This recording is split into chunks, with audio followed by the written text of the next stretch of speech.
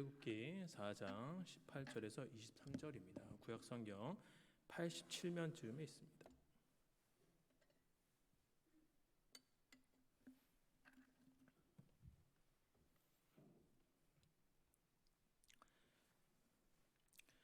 제가 읽도록 하겠습니다. 모세가 그의 장인 이드로에게 돌아가서 그에게 이르되 내가 애굽에 있는 내 형제들에게로 돌아가서 그들이 아직 살아있는지 알아보려 하오니 나로 가게 하소서. 이드로가 모세에게 평안히 가라 하니라. 여호와께서 미디안에서 모세에게 이르시되 애굽으로 돌아가라. 내 목숨을 노리던 자가 다 죽었느니라. 모세가 그의 아내와 아들들을 나귀에 태우고 애굽으로 돌아가는데 모세가 하나님의 지팡이를 손에 잡았더라.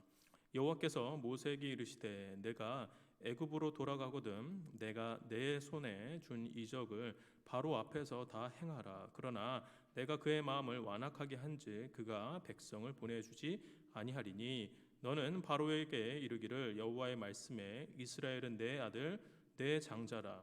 내가 내게 이르기를 내 아들을 보내주어 나를 섬기게 하라 하여도 내가 보내주기를 거절하니 내가 내 아들 내 장자를 죽이리라 하셨다 하라 하시니라. 아멘. 모든 사람은 인생에서 잊을 수 없는 날이 있습니다. 저도 있습니다. 저에게 있어 그날은 군에 입대하던 그날입니다. 입대 전 저는 큰 걱정이 있었습니다. 제가 입대하고 나면 어머니가 홀로 계셔야만 하는 그런 상황이었습니다. 제가 살가운 그런 아들은 아니지만 그래도 어머니 혼자 계시는데 안 좋은 일이라도 생기면 어쩌나, 혹 몸이라도 편찮으시면 어쩌지, 경제적인 부분은 어떻게 해야 하나, 이 걱정이 꼬리에 꼬리를 물고 계속 이어지게 되었습니다. 제 문제를 어떤 누구도 해결해 줄 수 없는 상황이었기 때문에 사실은 굉장히 막막했습니다. 그렇게 시간은 어김없이 흐르고 입대 날이 되어 경북 영천의 훈련소에 도착하였습니다. 저는 강당 같은 곳 맨 앞에 무거운 마음으로 앉아 있었습니다. 안내 방송에서 이제 일어나 뒤를 돌아보고 부모님께 인사하라라는 말이 들렸습니다. 뒤를 돌아보고 어머니가 어디에 계시나 살펴봤는데 어머니는 보이지 않으셨습니다. 짧은 인사의 시간이 주어진 후 강당 밖으로 나가서 줄을 서게 되었습니다. 줄을 서서도 어머니가 어디에 계시나 두리번거렸지만 보이지 않으셨습니다. 이제 정말 못 뵙나 보다 생각하고 이동하려는 찰나 저 멀리서 저를 보고 계신 어머니가 눈에 들어왔습니다. 어머니와 저는 눈이 마주쳤고 저는 가슴이 울컥했습니다. 그때 어머니는 저를 보고 손으로 가슴을 쓸어 내리셨습니다. 이렇게 쓸어 내리셨습니다. 걱정 말아라. 다 내려놓거라. 이렇게 말씀하시는 것 같았습니다. 어머니는 제 마음에 무겁게 자리 잡고 있던 걱정과 부담을 아셨기에 그것을 다 내려놓으라고 위로해 주신 것입니다. 그 모습을 보고 저는 펑펑 울었습니다. 어머니의 무언의 위로, 걱정 말고 내려놓으라는 어머니의 이 메시지로 인해 무거운 마음을 덜고 훈련소 생활을 할 수 있었던 것 같습니다. 지금도 저는 그때의 그 위로를 잊지 않고 마음에 걱정이 찾아올 때 손으로 제 가슴을 쓸어내리곤 합니다. 이렇게 위로는 괴로움을 씻어주고 마음을 가볍게 해줍니다. 위로는 사람을 회복시키고 다시 일어설 수 있도록 도와줍니다. 물론 위로를 받는다고 해서 걱정스러운 상황이 드라마틱하게 변하지는 않겠지만 그래도 위로를 받으면 어려운 상황을 이겨낼 수 있는 힘이 생기게 됩니다. 오늘 본문에서 위로라는 단어는 직접적으로 쓰이지 않았지만 모세는 지금 위로를 경험하고 있습니다. 그의 장인을 통해서 또한 하나님을 통해서 그에게 위로가 주어지고 있습니다. 그렇다면 장인과 하나님은 모세에게 어떤 위로를 주었을까요? 우선 구체적인 위로의 내용을 살펴보기 전에 몇 번에 걸쳐서 설교했던 하나님과 모세의 대화 내용을 하나님의 선택과 주권이라는 교리적인 내용으로 조금 정리를 하고 오늘 본문으로 넘어가도록 하겠습니다. 성경에서 하나님이 인간과 가장 긴 대화를 나눈 장면이 바로 출애굽기 3장 4절부터 4장 17절이다라고 말씀드렸습니다. 그런데 이 대화는 원활하게 진행이 되지 않고 있습니다. 하나님이 대화의 스킬이 부족해서가 아니라 모세가 5번이나 걸쳐서 핑계를 대었기 때문입니다. 하나님은 애굽 땅에서 고통받는 이스라엘 백성들을 구출하는 일을 하시기 위해 모세를 사용하시겠다라고 말씀하셨지만 모세는 하나님의 도구로 사용받기 싫어했습니다. 부담스러워했습니다. 그래서 궁색한 변명을 대며 어떻게 해서든지 하나님으로부터 도피하려고 하였습니다. 하지만 여기서부터가 매우 중요합니다. 그렇게 도망가려고 했지만 하나님은 모세를 포기하지 않으셨습니다. 아니, 포기하실 수 없습니다. 우리가 생각하는 흔한 오해 중에 하나가 바로 인간이 강력하게 거절하면 하나님도 어쩔 수 없다라고 생각한다라는 것입니다. 그러나 이것은 하나님을 잘 알지 못하기 때문에 그렇게 생각하는 것이죠. 인간의 저항이 아무리 강력하다고 하더라도 하나님의 일하심을 좌절시킬 수 없습니다. 만약 인간의 저항 때문에 하나님의 선택과 주권이 좌절될 수 있다고 한다면 하나님이 택하셔도 결국에는 인간이 허락해야만 하나님이 그 사람을 구원시킬 수 있다고 한다면 이상한 논리가 되어버립니다. 몇 년 전 이모뻘 되는 친척분을 결혼식장에서 오랜만에 뵈었습니다. 제가 목사가 된 것을 알고 그분이 저에게 갑자기 이런 말씀을 하셨습니다. 내가 목사가 되었으니까 내가 하나님을 믿게 한번 만들어봐. 네가 목사가 되었으니까 내가 하나님을 믿을 수 있도록 너가 한번 만들어봐. 저는 태어나서 그런 말을 처음 들어보았습니다. 그 말의 뉘앙스는 하나님을 별로 믿을 생각은 없지만 그래도 나를 설득해봐. 나를 이해시켜봐. 들어보고 내가 결정할게. 이렇게 말하는 것입니다. 이분은 믿음을 소유하는 것은 내가 정할 수 있는 것으로 여기는 것이죠. 하지만 성경은 전혀 다르게 이야기하고 있습니다. 에베소서 2장 8절에서 9절입니다. 한번 읽어보실까요? 시작. 너희는 그 은혜에 의하여 믿음으로 말미암아 구원을 받았으니 이것이 너에게서 난 것이 아니요 하나님의 선물이라. 행위에서 난 것이 아니니 이는 누구든지 자랑하지 못하게 함이라. 아멘.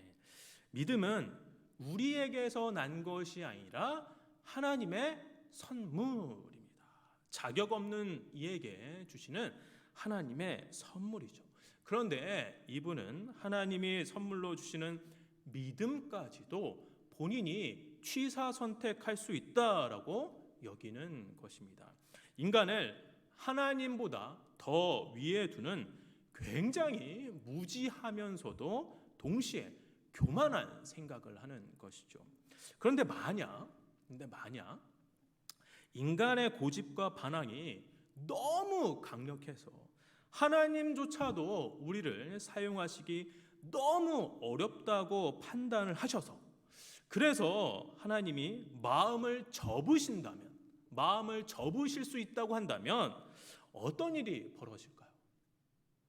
저는 하나님이 우리의 반응에 따라 마음을 접으시는 분이라면 이 땅의 교회는 사람이 한 명도 없을 거라고 생각합니다. 하나님이 정말로 그러한 분이시라면 사실 우리는 여기에 앉아 있을 수도 없습니다. 우리가 믿음 생활을 하고 하나님의 자녀로 살아갈 수 있는 것은 믿는 자로서의 적합한 모습이 있어서가 아니라 부적합한 모습들이 있지만 우리를 포기하지 않으시는 하나님의 오래 참으심으로 말미암아 된 것이죠. 그렇기 때문에 우리가 믿음 생활하는 것 자체가 바로 하나님의 은혜입니다. 하나님의 말씀에 순종하지 아니하고 하나님 없는 삶을 살아가고자 고집스럽게 살아왔던 나를 그럼에도 포기하지 않으신 하나님의 신실한 은혜 때문에 우리는 믿음 생활을 할 수가 있는 것입니다.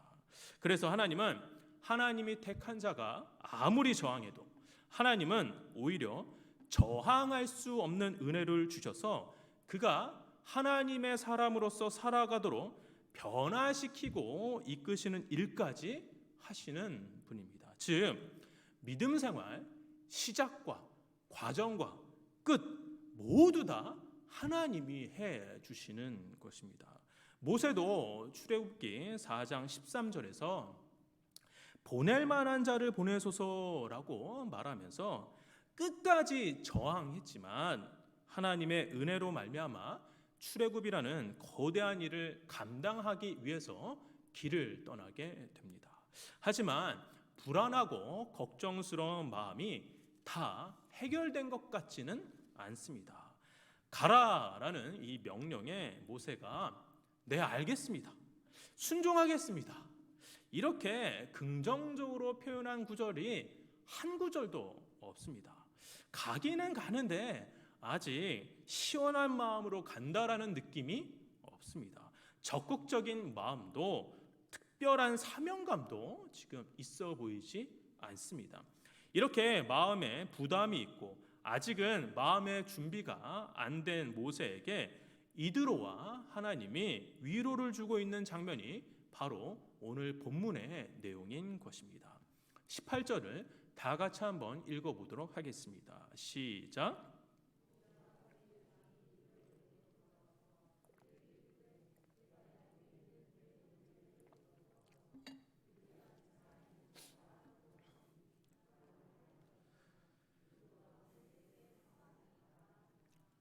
모세가 장인 이드로에게 말합니다. 형제들이 아직 살아있나 보려고 가겠다라는 것입니다. 그런데 조금 이상하지 않나요? 애굽으로 가고자 하는 이유가 우리가 알고 있는 이유랑 조금 다른 것 같습니다. 모세는 장인에게 하나님이 소명을 주셔서 노예 생활을 하는 이스라엘 백성들을 출애굽시키기 위해 제가 애굽으로 가야겠습니다. 이렇게 말해야 하는 것이 팩트인데 그는 친인척들이 잘 사는지 알아보러 가겠다고 애둘러서 이야기하고 있습니다.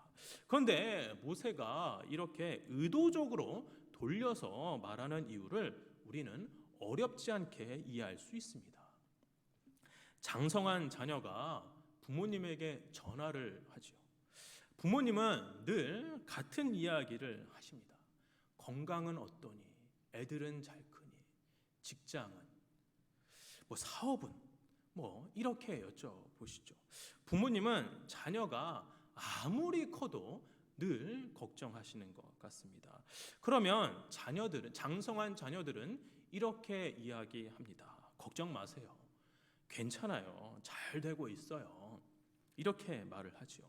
물론 진짜 잘 되어서 잘 지내셔서 그렇게 말씀하실 수도 있겠지만 부모님을 걱정 끼쳐드리지 않기 위해서 부모님께 상세히 말하지 않는 경우가 많습니다.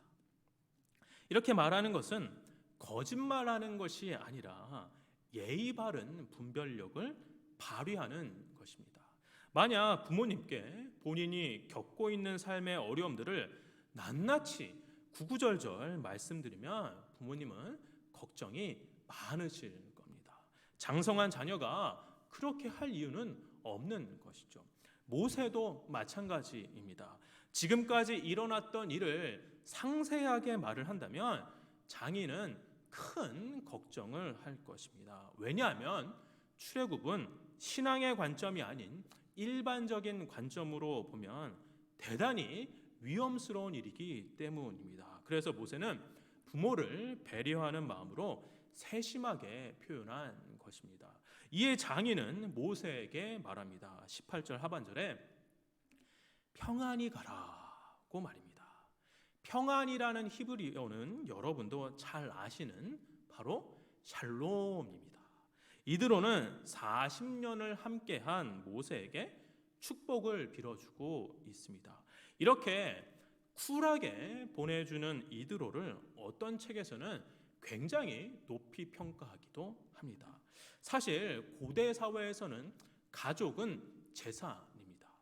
모세와 아내와 아들들 한 번에 4명을 보내야 하는데 이것은 재산의 큰 손실을 이야기하는 것이죠. 그래서 이드로와 정반대로 사위와 딸을 보내기 싫어했던 사람이 있었습니다. 그가 누굽니까? 바로 야곱의 장인 라반이죠. 창세기 31장 43절을 보시면 갖은 고생 다 하고 떠나가는 야곱에게 장인 라반이 이렇게 이야기합니다. 다 같이 한번 읽어보겠습니다. 시작. 라반이 야곱에게 대답하여 이르되 딸들은 내 딸이요 자식은 내 자식이요 양떼는 내 양떼요 내가 보는 것은 다 내 것이라. 내가 오늘 내 딸들과 그들이 낳은 자식들에게 무엇을 하겠느냐? 네 것도 내 거, 내 것도 내 거, 다 내 거라는 겁니다. 가더라도 빈 털터리로 가기를 원했던 자가 바로 라반입니다. 이와 반대로 이드로는 모세를 축복하며 그가 가는 마지막 길을 위로하는 것이죠. 게다가 20절에 나귀도 20절에 보시면 모세가 나귀를 타고 가는데 이 나귀도 아마 이드로가 제공해 준 것이 아닐까 생각할 수도 있습니다. 이렇게 18절에서 모세는 가정에서 사랑하는 가족에게 위로를 받습니다. 그런데 19절에서 갑자기 하나님과 모세가 대화하는 장면으로 전환이 됩니다. 그래서 학자들은 18절에서 19절로 넘어가는 부분이 부자연스럽다라고 생각합니다. 갑자기 바뀌는 듯한 느낌이 있기 때문입니다. 그러나 성경에서 자세히 말하고 있지는 않으나 18절에서 19절로 넘어가는 행간 사이에 숨어있는 이야기가 담겨 있는 것 같다고 말할 수 있습니다. 그렇다면 행간 사이에 어떤 일들이 있었을까요? 이것 또한 어렵지 않게 추측할 수 있습니다. 장애인으로부터 샬롬이라는 축복을 받은 모세, 정말 평안함을 느꼈을까요? 그렇지 않았을 겁니다. 큰 결정을 내린 후였지만 모세는 여전히 주저하는 마음이 있었을 것입니다. 우리도 종종 이럴 때가 있죠. 어떤 중차대한 결정을 해놓고 이거 내가 괜히 했어. 내가 지금 도대체 무슨 결정을 내린 거야? 이렇게 결정을 후회하면서 한숨 쉬고 걱정하신 적 있으시죠? 모세도 18절에서 19절로 넘어가는 이 시간 동안 아마 많은 고민을 했을 거로 생각합니다. 내가 도대체 이스라엘 백성들을 어떻게 출애굽시킬 수 있단 말인가? 나는 이미 나이가 들었는데 내가 도대체 무슨 일을 할 수가 있지? 도망쳤던 곳을 다시 들어가야 한다니, 이런 생각을 했을 것입니다. 그리고 더욱 불안하고 걱정스러웠던 이유는 그가 애굽에서는 여전히 살인자라는 사실 때문입니다. 애굽으로 돌아간다면 그때 그 일을 기억하는 자, 그래서 나의 생명을 여전히 노리고 있을 자가 생존해 있을 수 있다라는 생각에 걱정이 들었을 것입니다. 그런데 하나님은 인간의 마음을 정확하게 알고 계십니다. 19절입니다. 같이 한번 읽어보실까요? 시작.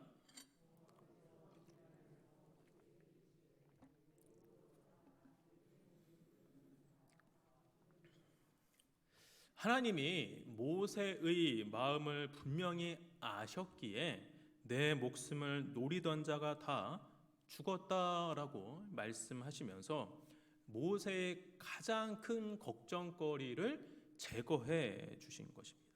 애굽으로 돌아가기에 두려웠던 이유가 사라진 것이죠. 그렇게 하나님은 모세를 위로해 주셨고 드디어 출발합니다. 20절입니다. 같이 한번 읽어보겠습니다. 시작. 모세가 그의 아내와 아들들을 나귀에 태우고 애굽으로 돌아가는데 모세가 하나님의 지팡이를 손에 잡았더라. 모세는 가족을 이끌고 길을 떠납니다. 그리고 그의 손에 하나님의 지팡이를 손에 잡았다고 성경은 말합니다. 20절에서 우리가 주목해야 하는 것이 바로 하나님의 지팡이라는 표현입니다. 왜냐하면 출애굽기 4장 17절을 보시면 이 지팡이를 그냥 지팡이라고만 표현을 했는데 20절에서는 하나님의 지팡이라고 설명을 하기 때문입니다. 그렇다면 성경은 이 지팡이를 왜 하나님의 지팡이라고 부르는 것일까요? 지팡이에 갑자기 권능이 임했기 때문일까요? 출애굽기 4장 2절과 3절을 보겠습니다. 같이 읽겠습니다. 시작. 여호와께서 그에게 이르시되 내 손에 있는 것이 무엇이냐? 그가 이르되 지팡이니이다. 여호와께서 이르시되 그것을 땅에 던지라 하시매 곧 땅에 던지니 그것이 뱀이 된지라. 모세가 뱀 앞에서 피하매. 하나님이 모세를 설득하시기 위해 지팡이에 이적을 일으키셨습니다. 즉 평범한 지팡이였지만 하나님께서 특별한 용도로 사용하신 것입니다. 만약 하나님이 사용하지 않으셨다고 한다면 이 지팡이는 그냥 나무 막대기일 뿐입니다. 지팡이 자체에 신비한 능력이 임해서가 아니라 하나님께서 사용하시기 때문에 이 지팡이가 하나님의 지팡이가 된 것이죠. 이 원리는 우리에게도 동일하게 적용이 됩니다. 우리가 하나님의 사람으로서 의미가 있는 것은 내가 가진 어떤 능력이나 힘 때문이 아닙니다. 많고 많은 사람 중에 하나님이 우리를 택하시고 은혜 주시고 사용하시기에 이 땅에서 우리는 하나님의 사람이 된 것이죠. 하나님이 우리를 사용하지 않으시면 우린 하나님을 모르는 많은 사람 중에 하나일 뿐입니다. 서로 전혀 상관없는 사람들인 거죠. 하나님이 우리를 사용하지 않으시면 사실 저와 여러분은 이렇게 만날 일도 없습니다. 하나님이 우리를 사용하지 않으시면 여러분은 저를 목사라고 부르실 일도 없죠. 아마 아저씨라고 부르실 겁니다. 그런데 하나님이 사용하시기 때문에 서로가 서로에게 의미가 생기게 되는 것입니다. 하나님이 우리를 사용하시기에 부르는 표현이 달라집니다. 여러분들이 저를 목사로 불러주시죠. 저는 여러분들에게 장로님, 권사님, 집사님, 성도님 이렇게 예를 다해서 호칭을 불러드립니다. 왜 그렇습니까? 서로가 하나님의 사람이기에 그렇게 부르는 것 아니겠습니까? 또한 하나님이 우리를 사용하시기에 우리가 이렇게 만남을 갖게 되는 것입니다. 하나님이 아니면 저와 여러분의 연결고리는 없습니다. 하나님이 우리를 사용하시기에 이 땅에 많은 사람 중에 서로에게 있어 특별한 의미가 된 것입니다. 즉 성경에 표현된 하나님의 지팡이는 실은 평범한 지팡이지만 하나님이 사용하시는 도구가 되었기에 하나님의 지팡이라고 표현하듯이 우리도 이 세상에서 평범한 삶을 살아가는 사람들이지만 하나님이 함께 하시고 하나님이 사용하시기에 하나님의 사람이라는 새롭게 변화된 신분을 갖게 되는 것입니다. 그렇다면 새로운 신분으로 우리는 어떻게 살아야 할까요? 하나님에 의해 새롭게 된 모세, 그리고 저와 여러분, 이 세상을 어떻게 살아야 합니까? 21절과 23절입니다. 같이 한번 읽어보실까요? 시작.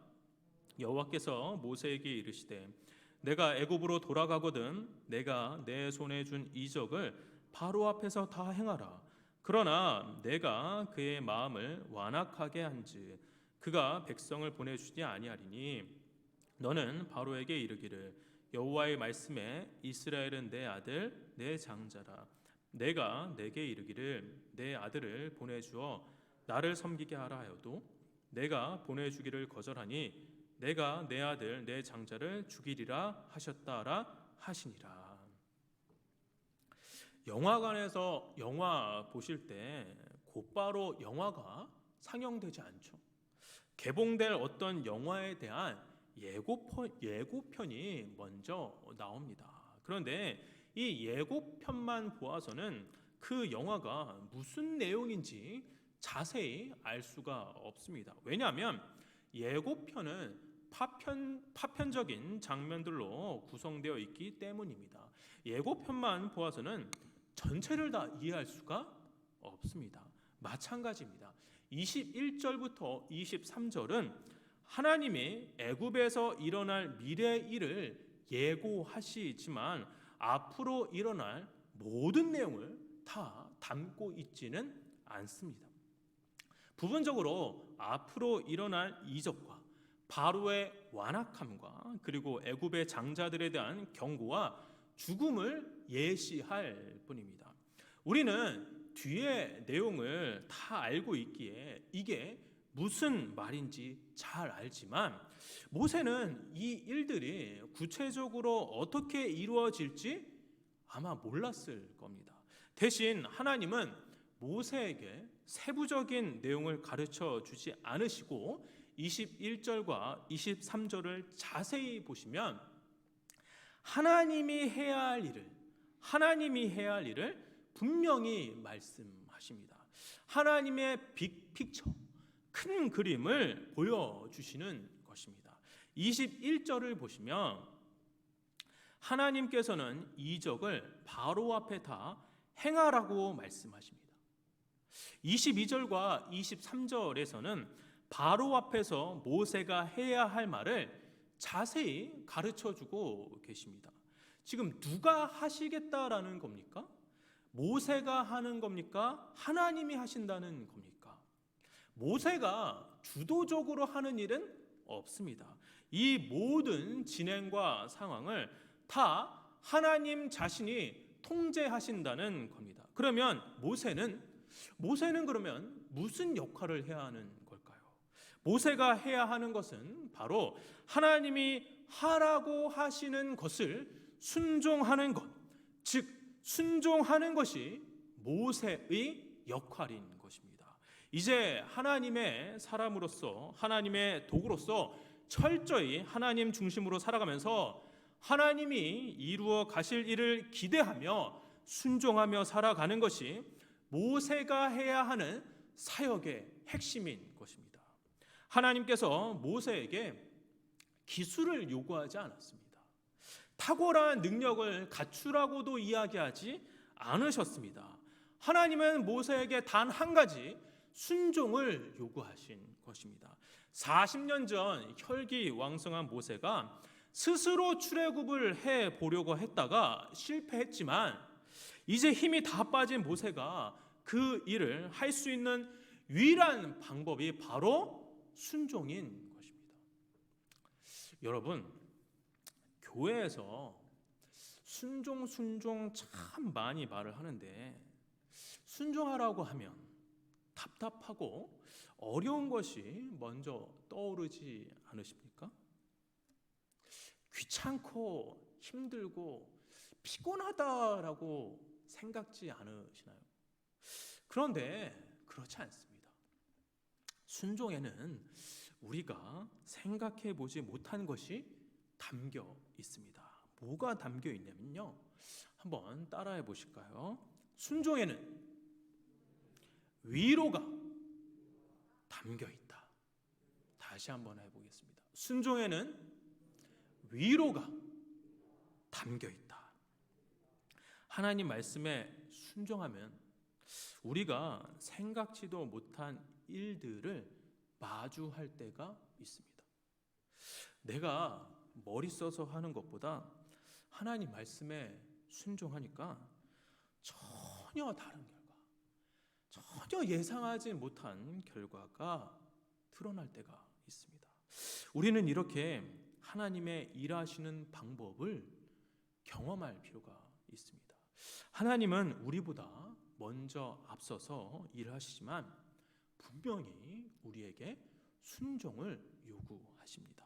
그러면 순종 뒤에 우리가 생각하지 못했던 다양한 일들을 경험하면서 하나님이 나를 이렇게 예비하셨구나 생각이 들면서 바로 하나님의 위로를 느끼게 되는 것이죠.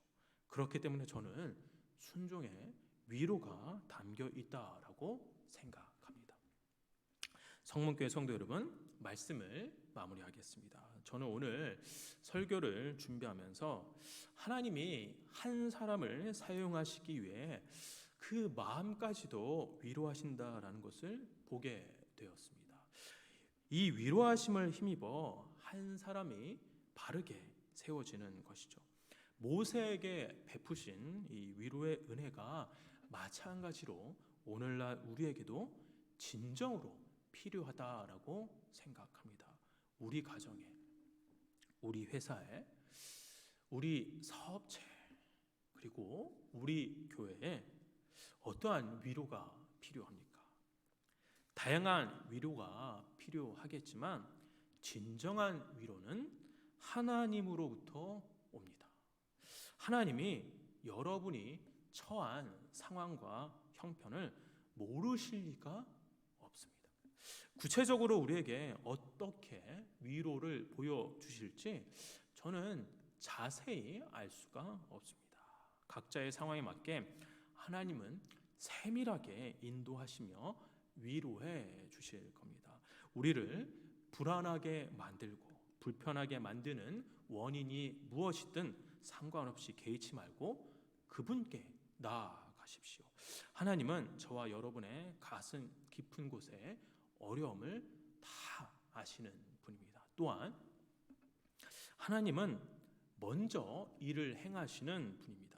우리의 역할은, 우리의 사명은 하나님이 행하신 일을 순종하는 것입니다.